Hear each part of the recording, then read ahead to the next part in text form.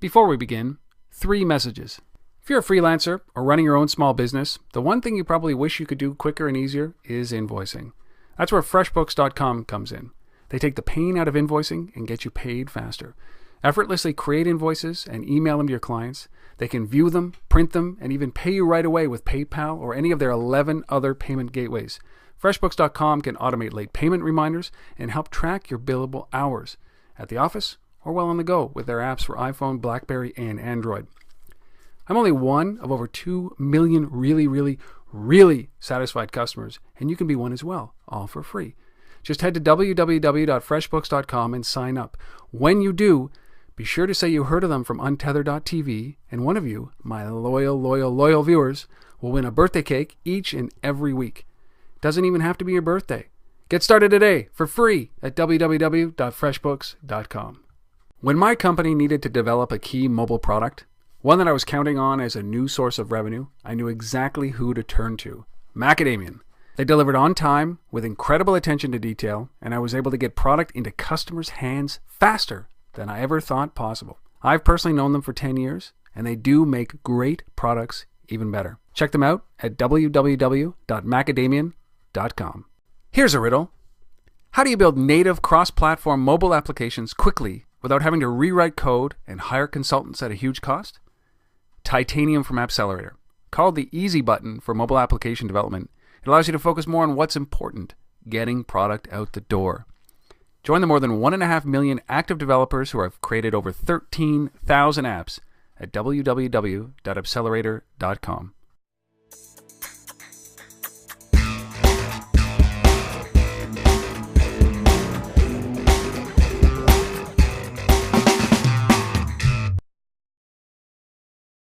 Hello everybody, welcome to untether.tv. My name is Rob Woodbridge, of course, I'm your host. This is where I gather all of those phenomenal entrepreneurs in the mobile space and bring them up to you and give you some answers about how you can grow your business or build your business or even drive some revenue through mobile or even just help you launch a product. Today is a great day because we're a couple of days away. I'm a Canadian, as you know. I'm from Ottawa, as you all know. We're a couple of days away from a launch of a very significant product in Canada and around the world, we're hoping, which is the BlackBerry PlayBook.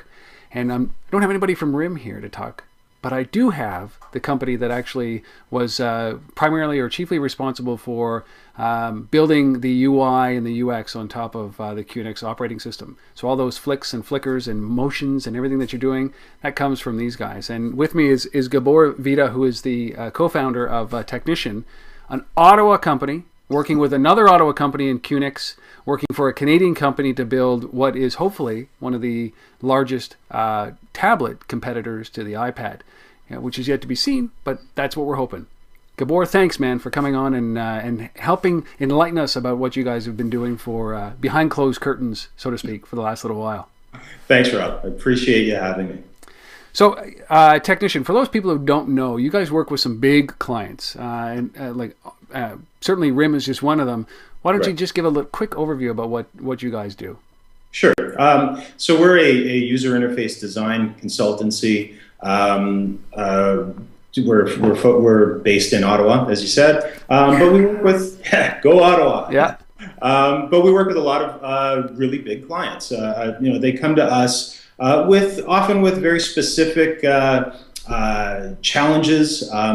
We focus on what we're calling the embedded space, so meaning extending user experiences to anywhere that there's a screen, and really screens are everywhere. Yeah. Right.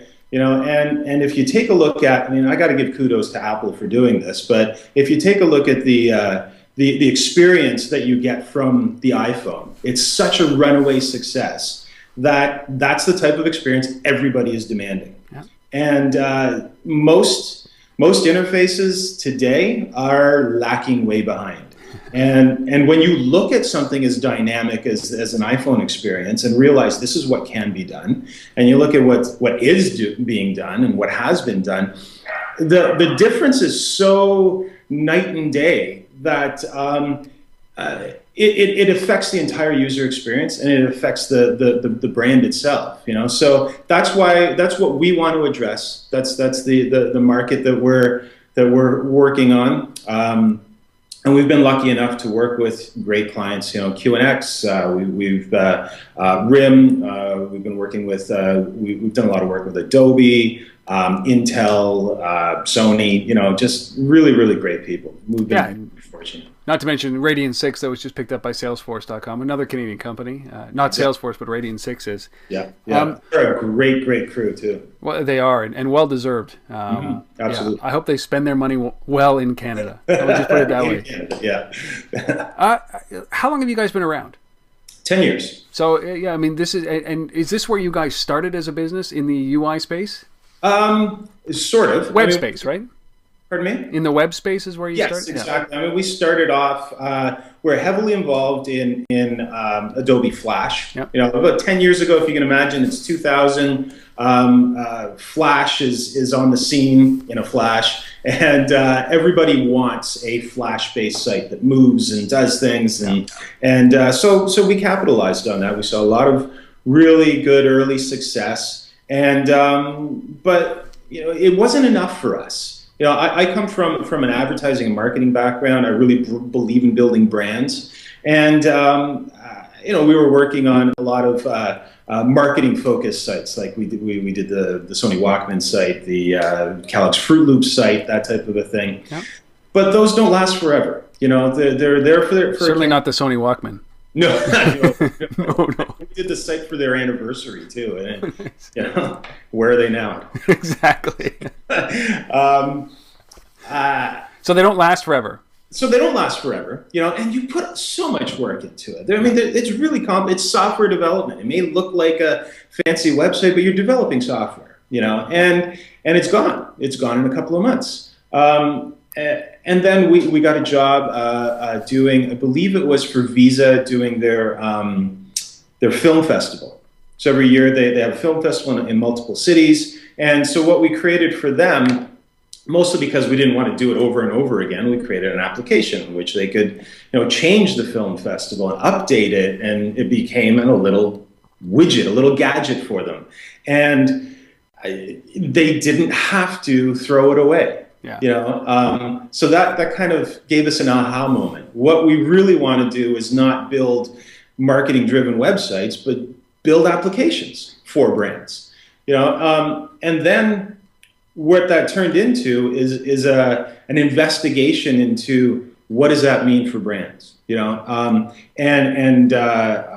it gave birth to a bit of a movement that we joined, which was the branded utility movement, or the branded applications movement, where really marketing realized that by providing value, you create a very close connection with the user. Right. A lot more than just showing pictures and moving things around, you know. So it was a perfect marriage of marketing, but also creating something meaningful, something that lasts, and that's what we really wanted to do. You know, so that was the pivotal moment of changing the company from a design-focused, you know, marketing-focused company to a user interface, experience-focused company, and we've never looked back since. And then you've hooked up with the brands, because was that timing for you, or was it just that you had the relationships in there and you shifted their point of view at the same time as you were shifting yours? Well, it was a little bit of both. We made the decision to actually change our focus so that we stopped taking on the marketing focused work. So when it came to us, we came back with, well, why don't we do something a little bit more valuable? Like, for example, we did a very early touchscreen kiosk for Walmart because they wanted to take their online music store, leverage all of these MP3s floating in the cloud, and allow people to burn their own CDs, because CDs still existed then. So you went Walkman, then to the CDs. Yeah, exactly. Everything you guys touch disappears. Yeah, I hope that's not a trend. No. But you know, it was solving an issue for them. You know, people still burned their own CDs, but they had this online store that had 1 million MP3s, way more than you could you could host in an actual bricks and mortar location, Yeah. you know, but it still brought people in. They could burn their own CDs, and while the CD was being burnt, they walked around Walmart and shopped. Yeah. You know, so, but that was the first. The first application that got us a fair bit of notoriety and got us some talking engagements about the whole branded utility aspect, Yeah. and it grew from there. So at what point was this? In what year were you kind of going through this change? So this has been over about the last 4 or 5 years. Okay. So really, I mean, well before the iPhone came out, but really when you started looking out, and the BlackBerry was out at the time. Certainly, the Palm was out at the time, and Windows Mobile was out floating around. When did you guys start to look at mobile as a great spot to be? Was it when the iPhone came out, or was it? It was slightly before that, actually, or maybe even at the same time. Yeah. We were doing a lot of work with Adobe. We were one of the teams that Adobe would come to with early pre-release versions of their new technology so that we could try them out. And one of those things was what's called Air now. Before it was called Apollo. Yeah. So we built a couple of Apollo applications before then. And then they wanted to branch that into Flash Mobile. So using early versions of Flash Mobile, we started working with devices. You know, we built an application that was almost like a universal translator. You know, if you wanted to find out, it was for a company called Mightyverse, and if you wanted to, let's say you were in Paris, you wanted to find out how do you say I'd like a beer, you could type in I'd like a beer, and what you got back was actually video and audio, and it was part of a social network, so that if you were a French speaker and said, well, in this part of Paris, that's not how we say I'd like a beer, you could then upload your own version and say, according to this location, here's how you say it, you know. So that brought us into the mobile space, and it really showed to us how immature that space was at the time. Huge limitations, huge limitations. It was really a situation of building something and then tearing it apart and seeing, you know, what's left that could still hold together enough to run was about it. And you know what? It's funny because the evolution of mobile has come so far so quickly. Yet you're still constrained by a whole lot of things. And you're a web guy, so you know you were around during what we would call the inconvenience of having to build for a couple of browsers, right? You know, Netscape and IE or something to that extent. Now mobile is so scattered that you have to take into consideration all platforms in order to be able to, as you're building this out. And we'll touch on that because there are a number of challenges building mobile applications, or especially making them usable. Yeah. But I want to get to understand how you guys ended up smack dab in the middle of one of probably the most important products that RIM has come out since the very first smartphone that they developed. Yeah. Go through that story to tell it. How did you end up right there? Sure. Building this out. Well, you know, there's only so much of it that I can tell, actually. Right. But you can just say, "Well, I built it," and that's it. That's the story. Right? That's it. Well, what I can say is that the QNX has been a client of ours for a couple of years, and the QNX operating system, as you said yourself, branches off into so many places. You know, I mean, we've been creating everything from home automation designs for them to medical designs for them. It's a very powerful. It's like a true operating system as opposed to a mobile-focused operating system, right? Absolutely. Like it is a very rich environment. Yeah, absolutely, and it's I forget the exact term, but it's very poetic how they say that they go straight from the silicon to the glass or something like that, you know. Yeah. But basically, so they were leaning on us heavily on as a design resource. Because again, they realize that the user experiences that they're kernel, their OS enabled, have to start becoming as engaging, as beautiful as a smartphone, as an iPhone experience. Right. You know, and that's tough.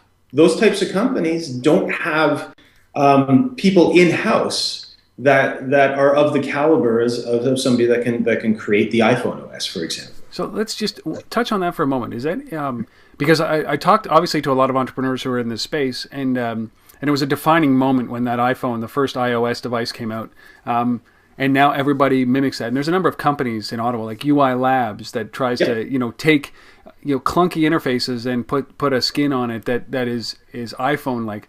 I mean, how significant was iOS when it came to usability and UI and UX design?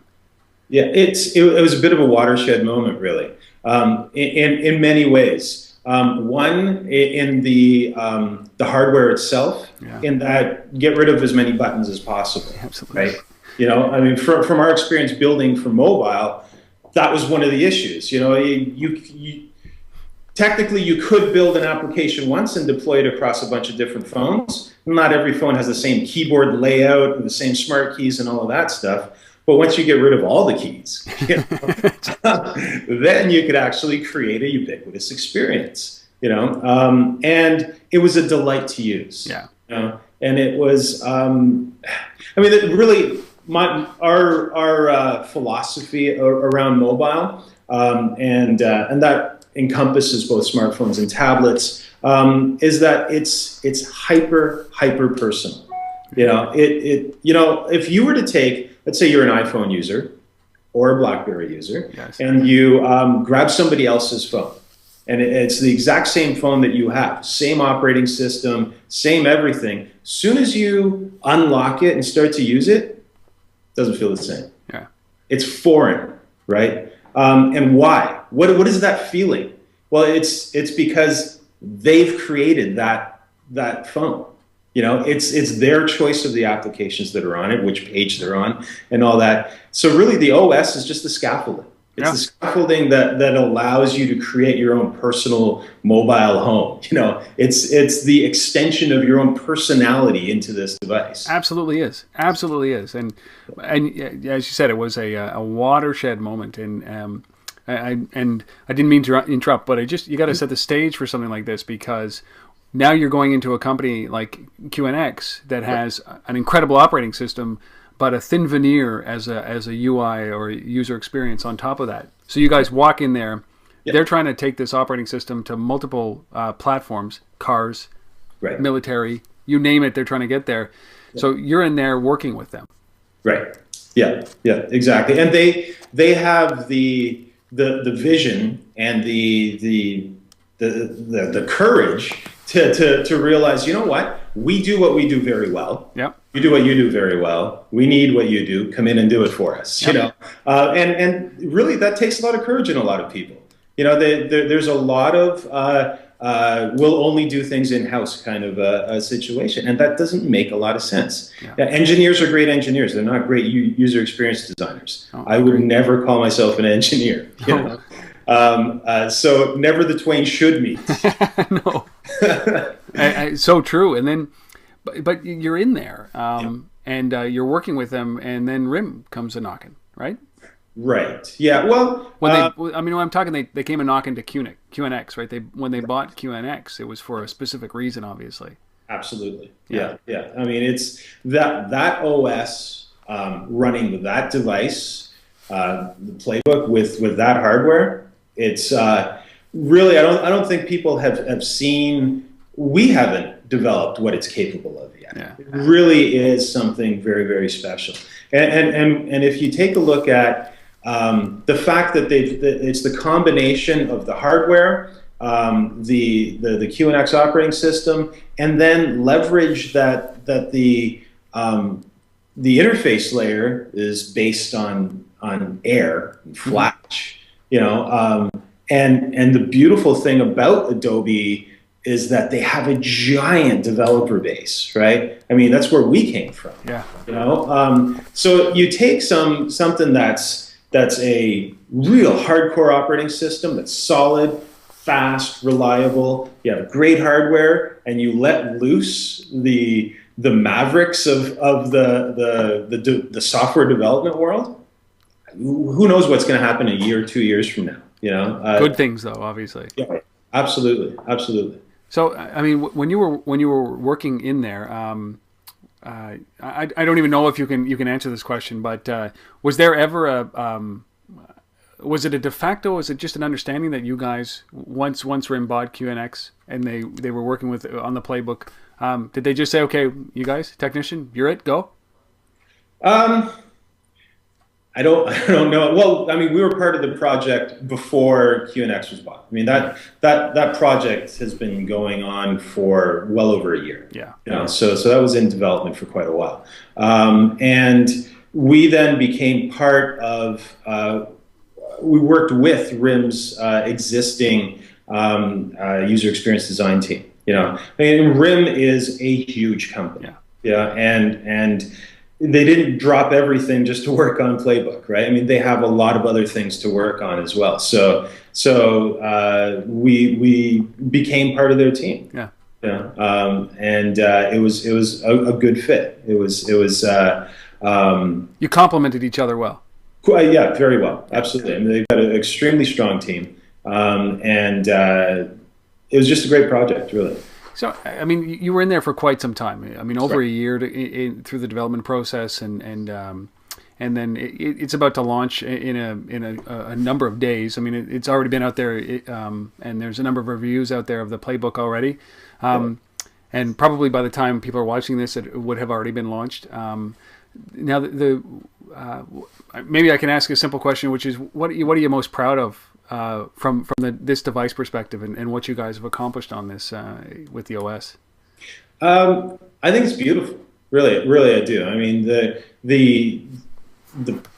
there's not much I can say about the process of creating the OS and the apps themselves, but I just think that when you line it up against the competition, I think it holds up very, very well. You know, there's beauty to it. There's a sense of I like how simple it is. I like how easy it is to find things and to use things.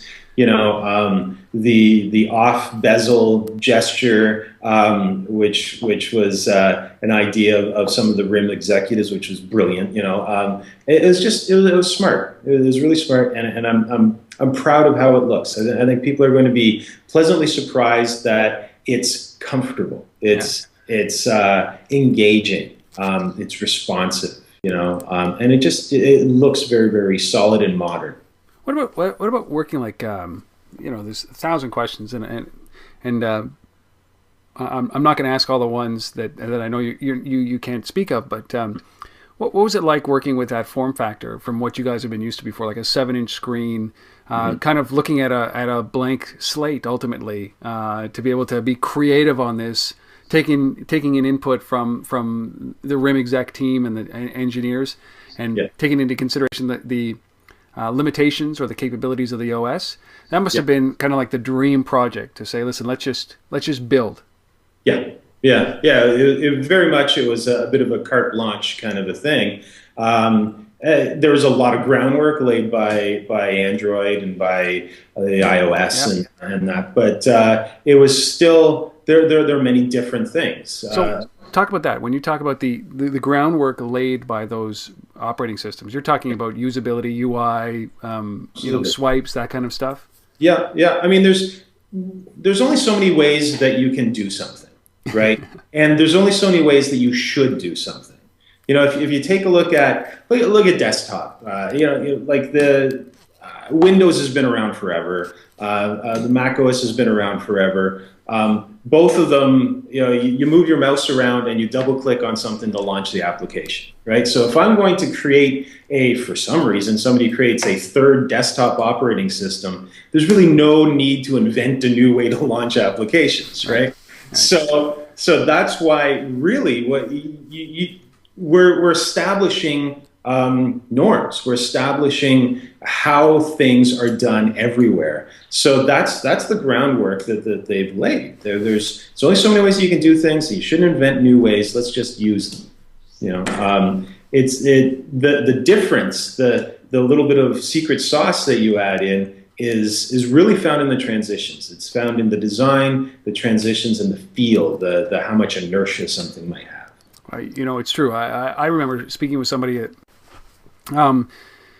Ottawa's a hotbed of activity, especially around RIM, and App World was built in Ottawa. RIM's App Store was built in Ottawa, and I know a number of the guys that were on the team, and I asked, they were very excited about creating a small feature, which was a UI feature as opposed to a functional feature, which was when you swipe in App World, and it had a little bounce at the end, the little wiggle at like the iOS.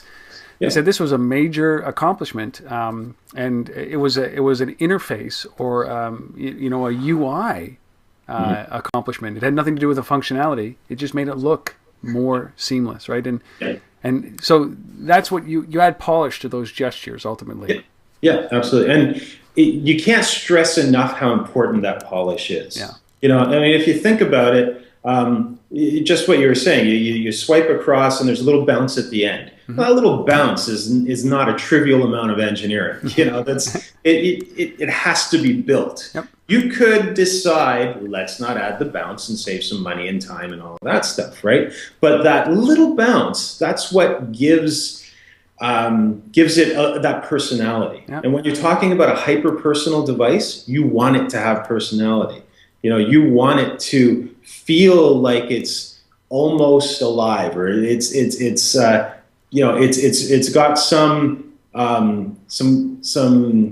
happiness to it almost. Yeah.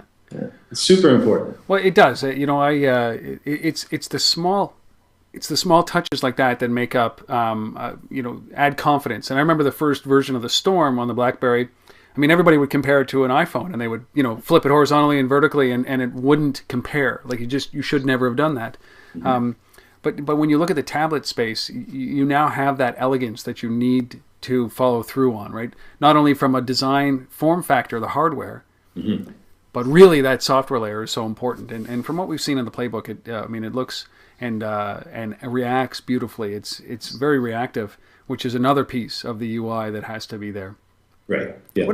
So, when you said something a little bit before about, there's so much more. We haven't really tapped into what this tablet, this operating system, this hardware can do. Maybe I want to talk about this. I don't know how to frame this question well, but other than getting a product out like the PlayBook or any tablet, and then getting it out so that it's usable and people start using it. So the marketing side of it versus kind of the reality of what the device can do, there's always a gap between there, and then you kind of work your way up there. Mm-hmm. When you guys are building the OS, or you're building that UI level on top of it, do you take that into consideration, or are you driving to just get something that is functional today and then come back to building out the future when it needs to be built out? A little bit of both. You have to hint at the future a bit. The desire or the ask for the certain types of functionality, it does stem from the user experience. Mm-hmm. So what ends up happening is that does drive the hardware to a certain extent. But hardware is tough to develop. Is much harder than software, right? Yeah. So that it has to. You have to assume that what it can do today and what it can do a year from today won't match. Yeah. The hardware is ahead of the software. It has to be. Well, is hardware? This isn't where I wanted to go with you, but I now that we're on this vein, I have a real question: is hardware, because it's a commodity, mm-hmm. right? Hardware is a commodity, right? Like, whether you have a dual core processor, blah, blah, blah, blah, it's a commodity, right? You just want it to work in a reactive way. But does hardware matter as much as the interface? You're a UI guy, but mm-hmm. if you don't have that UI, the hardware is pretty irrelevant, isn't it? It really is. Okay. It really is. Yeah. Yeah. That's why you mentioned UI Labs a little while ago. I mean, Yep. we work closely with them, in fact, because what they allow you to do is bring the expected level, the new expected level of user experience to lower level hardware. Yep. Because it has to be there. And people don't care about how much memory is in something or anything like that, especially if we start moving to the cloud. Yeah. Doesn't matter. How much memory is in something is irrelevant. It's entirely irrelevant. It's how clean the interface looks, how crisp the screen is, how interactive it is, how reactive it is. That really dictates how powerful the hardware is. That sets the assumption of how powerful the hardware is. You could have a nuclear powered chip underneath it, and if the interface makes it feel old, then for all intents and purposes, it is old. Right. So, yeah, it's so well put, because we've seen some great hardware. Nokia has had great hardware its entire existence, right? Yeah. But their operating system has been a dog for most of it, especially on the smartphone side. It has just never caught on, because Windows Mobile. I don't even know if it had the power, but it had a terrible operating system on top of it. And I think Windows Phone 7 does a better job. So important, UI. So what are some of the challenges that people are facing, around making sure, perfecting this UI? Are there things that, maybe not examples of the playbook, but kind of in a generalized way, some of the challenge that people are facing around UI design and UX design for these tablets and devices? Well, the big difference, there's a lot of considerations that come in when you're talking about touch. It's a physical action. Your hand's covering part of the screen. You're not there. There isn't the typical feedback of the button depressing and that type of a thing. So your interface has to provide feedback to the user that tells them, yes, you're doing the right thing, and that thing that you want to do, it's over here, and you should put this over there in order to do that. And you can't, nobody reads manuals or anything like that. You assume, we try to build interfaces that require no help whatsoever. If I can get rid of that help button, then I've done the right job. So the affordances that we put in, they have to guide the user along, as I was saying. But at the same time, the functionality has to be meaningful. It has to be something somebody wants to do. And people don't care about giant long lists of functionality anymore. Do one thing. Do it really, really, really well. And that's good enough. The iPhone's a perfect example of that. I call it my Swiss Army knife, because as I change the application, boom, it's a calculator, and now it's a TV, and now it's this, But I don't need one application that is a TV calculator. There's no need for it. But somebody has just built it and launched it on the App Store. Well, good. Yeah, exactly. It's like the only thing I can think of often when I hear about that is like the smartphone, not the smartphone, the feature phone that had a magnifying glass on it. This was actually built, and I thought, well, I don't think I need that. No. And the day that I have to reboot my running shoes, there's something definitely wrong with the interface that we're dealing with. Right. Absolutely. Yeah. So challenges are like that, and I think that when you look over some of the there's OS level interface, right, which is what you guys have built on top of the playbook. You built this easy to use, easy to interact, functional, because the playbook doesn't have any buttons. No. Right, so they've one-upped everybody else and said no buttons. Next step will be no screen. Exactly, it is perfect. Well, the screenless tablet. I'm inventing that now. It's right here. Yeah, it's beautiful. And here's a picture frame, right? Brilliant. But so was that? There's a famous story with Steve Jobs walking in and saying, "Okay, one button, go," right? Right. That's it. One button. And you know, major uproar when they changed this little button. I think it was on the iPad. You know, from sound to rotating, right? Right. Yeah. Like, uproar in the community. So minor UI tweaks are so important. But when it came to the playbook, did you know, like, did they just say no buttons, go? Yeah. Yeah. Yeah. We knew that there was no buttons. Okay. That in itself is a huge design challenge. You know, I don't know who decided on no buttons. I'm not saying it's a good idea or a bad idea. It is an idea. Yeah. You know, so it was a challenge. But that challenge gave birth to the use of the off bezel gestures and how they are done. You know, I think the important thing to think about with the off bezel gestures on the playbook is that what they reveal is the mental model of the entire OS. You know, if in your head you can picture it as like a big field in front of you where your running applications are directly in front of you, underneath them are all of your apps that you can launch, and then above all of those things are settings and that type of a thing. That's what you reveal using these gestures. Yeah. And it's the kernel or the birth of that came from there's no buttons. So what do we do?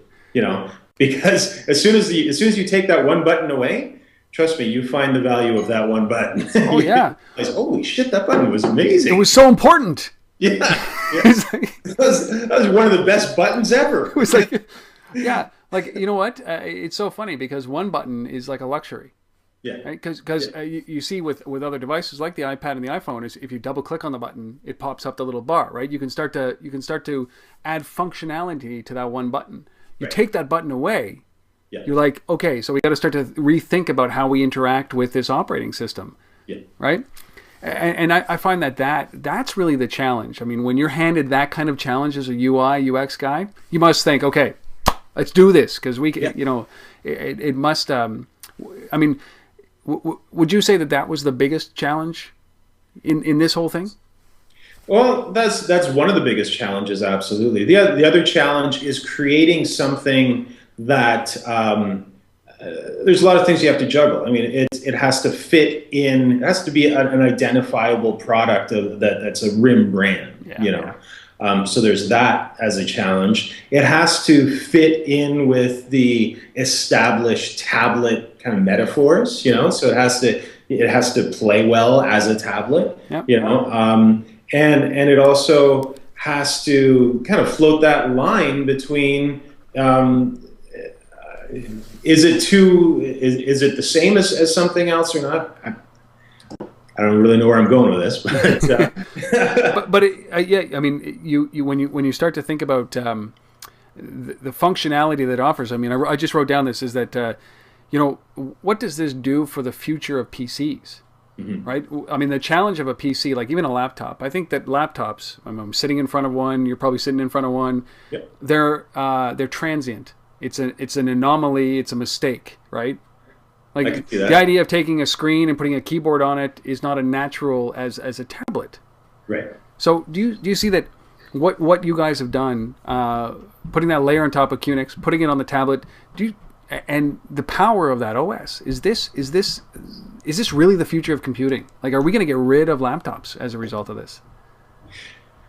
That's a really good question. I mean, I think I believe that it is because it addresses a very interesting market. You know, if you were to ask me now what kind of computer I would buy my parents, I'd buy them a tablet. 100%. Because really, it does everything that they need it to do. Yep. Right? And people look at tablets. The people that work with computers every single day, they look at tablets and think, "Oh, tablets are underpowered." You know, but for the mass population, where the tablet does everything that you want it to do, they're incredibly powered. Yeah. You know, they do everything better than a laptop. Yep. The inconvenience of a laptop. Exactly. Yeah. And I can tell you, just this year, we moved here at work. Everybody now has a laptop. We have no desktops at all anymore because they're not needed. Yeah. we going to move to tablets one day? I don't know. But I mean, there's also something to be said that I believe that we don't know what the future is, because I couldn't have told you that a laptop is a transient device before they created tablets. Yeah. You know, because you didn't have the tablet yet. You know, you didn't experience it yet. No, and you know, people are predicting into 2015. I'm like, you know, those same people were predicting that netbooks would dominate for the next 5 years, and that was a short life cycle, wasn't it? Yeah, exactly. Nobody saw the tablets coming. No, and I think if you want to predict the future, don't predict it based on hardware. You know, it's predicted based on what people want to do and where people are and how they want to interact with things. The hardware will enable that, and that's about all it will do, really. That's what it's there for.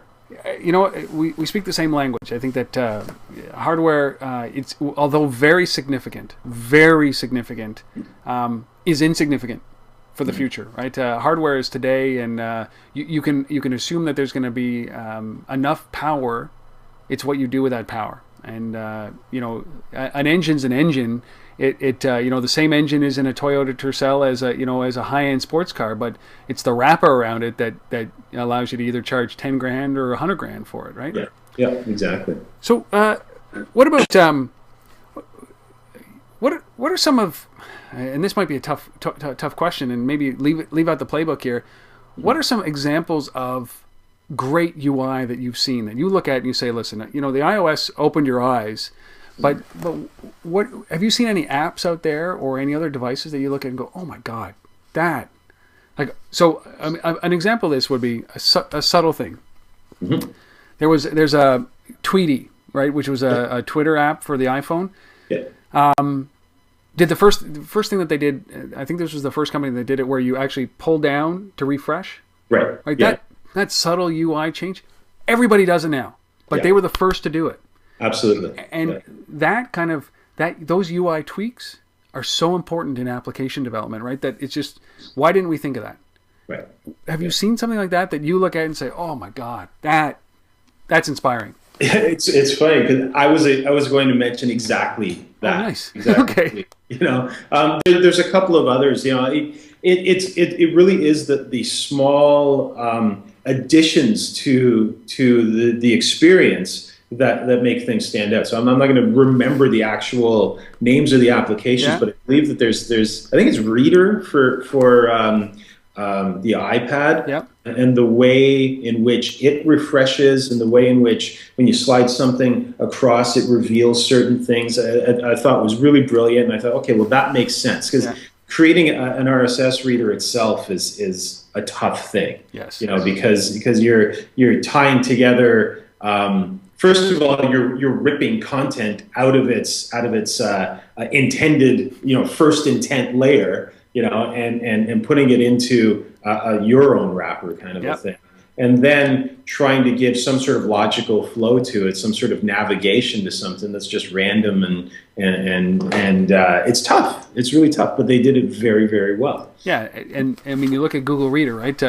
That's an engineer-led product, and it looks like crap, right? And it might function, but it looks terrible. And you compare that to like an iPad app like Zeit or Flipboard, where it's like beautiful, right? Gorgeous. It engenders a love for the product almost. Yeah, absolutely. Another one that I think that it points towards some of the things that are going to happen in the future are the interesting uses of cameras. You know, like for example, I just got an app that floored me because I couldn't figure out how they did it until I realized it's super simple. I forget the name of the app, but basically you take a picture of whatever you're about to eat. Yes. In about 5 or 10 minutes, it'll tell you how many calories are in it. Yeah, this is a oh yes. I know exactly the app that you're talking about, and it's pretty incredible the fact that they can do this with it. It's nuts, you know? And it's funny too, because everybody I showed it to, I took a picture of like a plate of Shreddies, and 10 minutes later it said Shreddies, 150 calories or something like that. Yeah. And we're all thinking, how does it do that? Maybe it like scans it and it said it counts them. And no, it's a picture that it's sending to somebody who looks at it and goes, oh, those are Shreddies. 1, 2, 3, 4, 5. There's 10 Shreddies on the plate. You know, it's a human being. Yeah. You know? But it's those types of things that I think are going to be really interesting uses of technology coming up. Uses of camera, uses of different devices, different input mechanisms, that type of a thing. And I mean, when you look at as I'm doing this, I'm looking this up so we can actually get the name of this product. But when you think about interface, I mean, how is it that you guys have been able to make a living doing this, in creating these beautiful interfaces, and how do you make products better? I mean, there's an art to this, obviously. Do you guys have a process that you walk through that you look at and say, you know, you do just enough and not too much? Like, what's that balance? You know what? Just enough is the right words for it. You know, you have to have just enough amount of research. You have to have just enough amount of planning. You have to have just enough amount of process. Anything that's too much more than that starts to take away from the creative process, from the value of randomness, of making mistakes, of trying things out. You know, and that's where the real learning happens. You know, nobody's ever learned anything without making a mistake. You know, so we experiment all the time. We do our interface design methodology is very much an agile methodology. It's tons and tons of iterations of small things and trying things out and getting things into development as soon as possible so that we can see it actually working on something, and then realize, oh, that doesn't work. Great, awesome. We yes. Go. Yes, I failed. But it's important because you now know that specific user interface metaphor, or that specific way to display that piece of data doesn't work. Great. Let's find out why it doesn't, and now we'll know what does work. You know, but you have to be able to experiment, try things out, and just play. Is interface design, especially really focused on the mobile side, obviously, but is interface design a bunch of roadblocks that you just kind of, you start with a grand vision, and then you say, okay, step 1, here, and then that works. Step 2, here, and then you realize that what you've done is you've destroyed what you've done in step 1. You have to kind of crumble back down and start over again. Very much so. Is that so? You're not starting with a big vision and working backwards. You're starting up here and saying, okay, first step. Is it still remain true to the vision, or do we have to change things? Is that how it works? Yeah, to a certain extent. I mean, what you start with is, what do I want to do? What does the user want to do?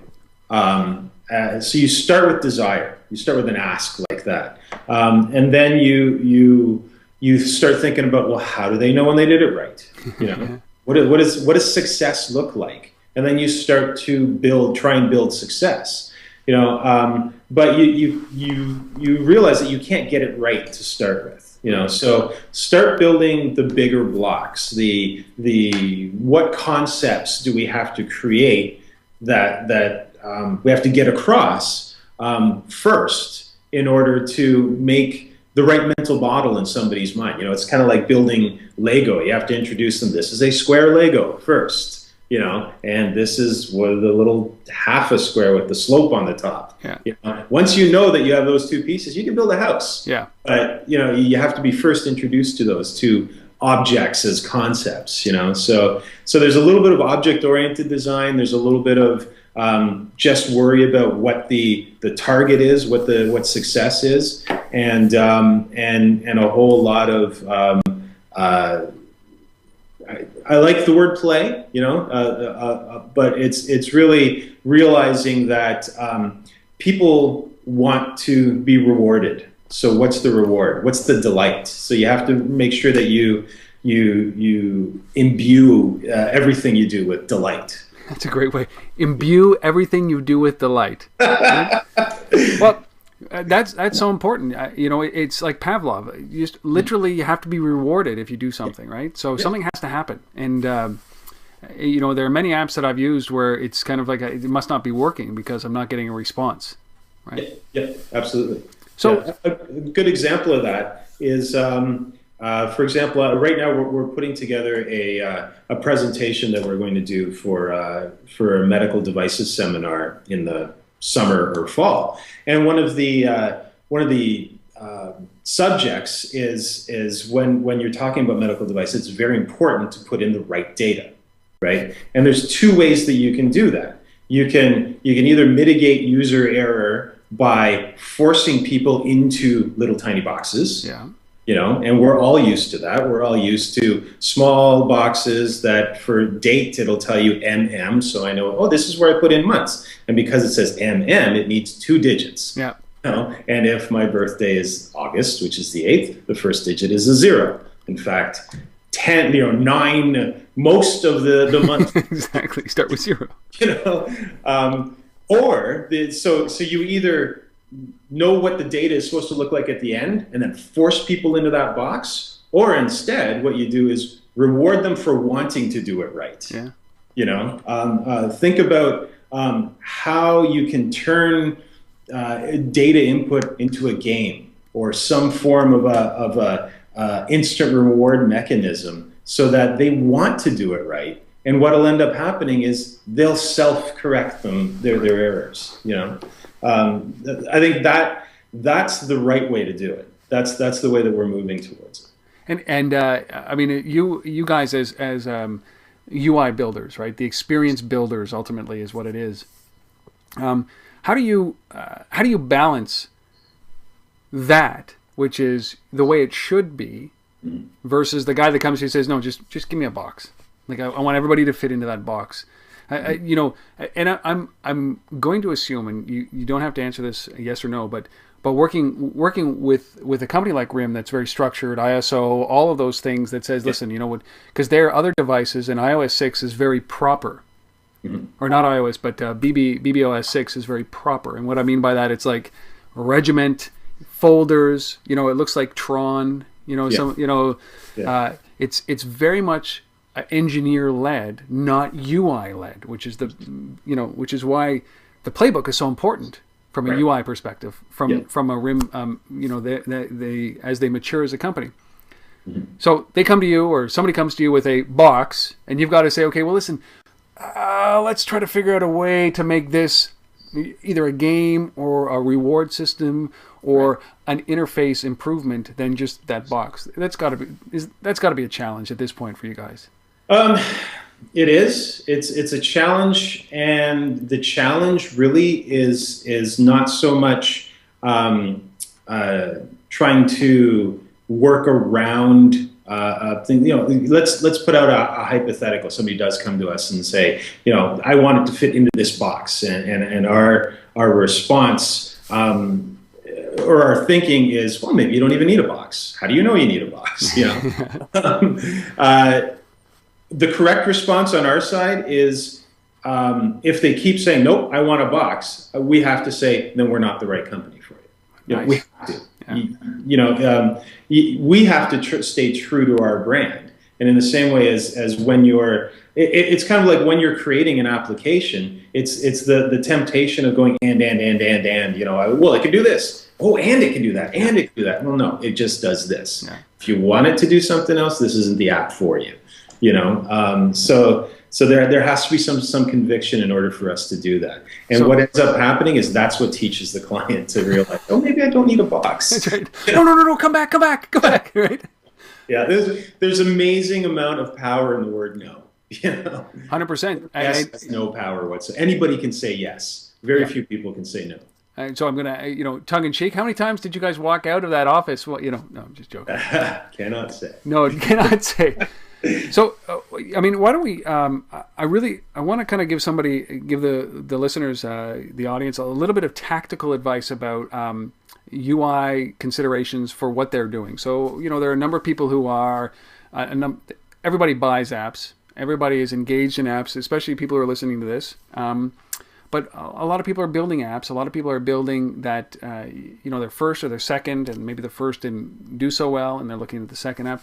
What are some of the tactical takeaways that people can have around UI, UX design when it comes to their things as well? You have some bullet points on that? Tactically, it's tough to say. I mean, there's a lot of best practices and that type of a thing. But I'm not a very academic person, so I don't. Do you do it tactile? Do you do it by tactile, like by feel or gut, or? A lot of it is by feel or gut. There's UX processes and established norms that we do follow, but really our design process is by gut. Yeah. And it has to be, because the user feels their gut. That's what determines whether or not they like something. Yeah. It's a gut reaction, so it has to be a gut design almost. But when it comes to creating, say, your own application, first of all, don't do it yourself. Unless you are a designer, don't do it yourself. That's great advice, though. Well, most people think they can do it themselves. No, you can't. You can't. It's. I keep trying to think of the right metaphor for it, but it's just because you can doesn't mean you should. Right. Right. There are all sorts of tools that will allow you to create your own applications and your own UIs and all that stuff. But people do what they do for a reason, right? You do what you do well, and let other people who do. If you surround yourself with people who do what they do well, you're only going to grow. Yeah. Right, and your app should do the exact same thing. Do what it does. Pick one thing that it does, do it well, and determine what success is for your user. First of all, like if your app does one thing and that one thing is valuable, great. I mean, that's step one. It has to be valuable. There has to be a use out of it, a function of Exactly. Yeah. And no matter what it is. No matter how mundane the functionality is, if there's value to it, then you have the opportunity to convey a wow moment or a yes moment, because I need value. You're giving me that value, and if you give it to me in a way in which I go, yes, then that's where you get love. That's how you fall in love with something, So you have to think about, how do we convey that yes moment, And then the next step after that is, okay, well, I've got the yes moment. What do I do now? Yeah. Well, you keep the love by making it easier to repeat that yes moment over and over and over and over again. And then that becomes something that people don't get rid of. So let me just summarize that. It's like, have a yes moment, and then have another one. Yeah, exactly. Over and over and over. Over and over and over and over again. Yeah. So create value. Yeah. Make sure.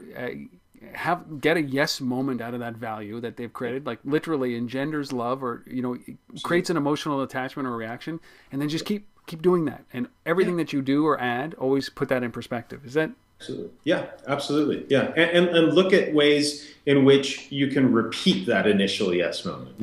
So you make it. Once I've done it once, it should be really easy for me to do it again, and then once I've done it 100 times. Then I can think about, well, how else can I use this? Where else can I take this? That's when you grow your app. It's not right away. It's when it becomes commonplace to do that one thing that easily. It is. It's an iterative process. Yeah. But to save a lot of hassle and a lot of headache, go and find somebody to do it for you. Yeah, absolutely. Yeah. Absolutely. There's a ton of great people out there. Ton of great shops out there. Most of them are in Ottawa. Most of them are sitting in my chair. Most of them are on camera right now with me. Exactly. So last question here, Gabor, because we've gone way over time, but it's a fascinating conversation because this is so important to this industry. Mm-hmm. What's next for you guys? So you guys are engaged with this. I mean, I know RIM bought TAT, which is a European company that's an interface company. I don't know what that means for you guys, but you've done this, right? Which is huge. Mm-hmm. The balance of a company, it's not RIM is not going to disappear, but this is a very important piece or step in for them.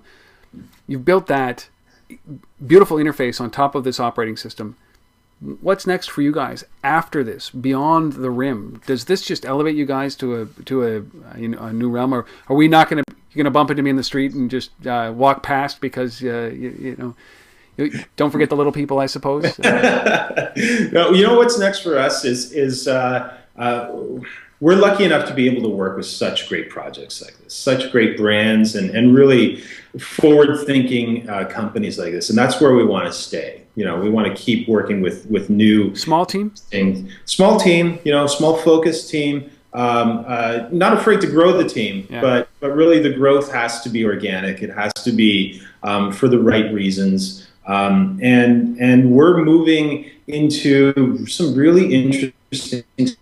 Yes, the playbook has opened some doors, but really it was more about the work that we did through QNX, through other companies like Radiant 6 that have really opened doors for us, and we're expanding. To us, our new home or our new vision is what we're calling the embedded space.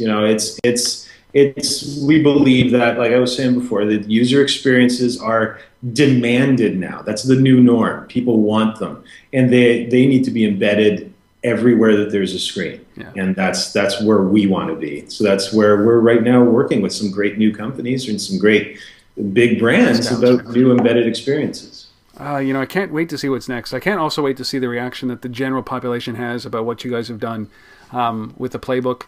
And I know the success of a lot of the companies that you've worked with is directly attributed to the UI and the UX, the experience that they have. And certainly with the success of the playbook, the success of Radiant 6, and what has subsequently happened to those guys, Mm-hmm. I think we can disregard the fact that you did the Walkman flash stuff and they're no longer around. Right? I think we can pass that. You've broken the curse. I'll come back to you in a little while. If the playbook disappears, that's that. Yeah. Then we'll talk. Yeah. So how do people find out more about you guys? We've sat through almost an hour of this conversation, and how do they find out about Teknision?